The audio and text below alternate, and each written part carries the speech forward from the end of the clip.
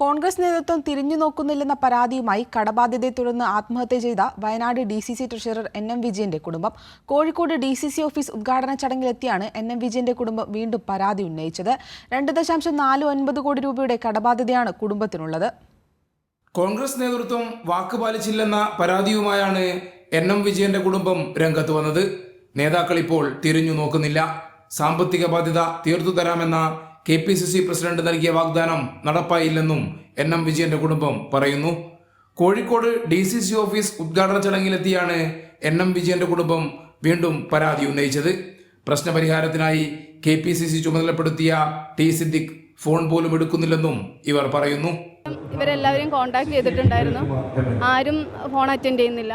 ചെയ്യാം എന്ന് പറയുന്നതല്ലാണ്ട് ഒന്നും ചെയ്യുന്നില്ല എന്ന് മാത്രമല്ല, നമ്മൾ വിളിക്കുന്ന കോള് ഇവരൊക്കെ തന്നെയാണ് അവരുടെ നമ്പർ നമുക്ക് നേരിട്ട് തന്നത്. ഈ കുഞ്ഞു കുട്ടികളെയും കൂട്ടി ഞങ്ങൾ ഇത്രയും ദൂരം വരണമെങ്കിൽ അത്രയും അടുത്തുള്ള ആള് നമ്മളുടെ ഒരു ഫോൺ എടുത്താൽ മതി. അന്വേഷണ കമ്മീഷണറായിരുന്ന തിരുവഞ്ചൂർ രാധാകൃഷ്ണനോട് മാത്രമാണ് ഫോണിലെങ്കിലും സംസാരിക്കാൻ കഴിയുന്നത്. കോൺഗ്രസിന്റെ മുതിർന്ന നേതാക്കളെ കാണാനായി കോഴിക്കോടെത്തിയ മകൻ വിജേഷും ഭാര്യ പത്മജയും വൈകിട്ട് MLA മാരായ T സിദ്ദിഖിനെയും AP അനിൽകുമാറിനെയും കണ്ട് ചർച്ച നടത്തി മടങ്ങി. കൈരളി ന്യൂസ്, കോഴിക്കോട്.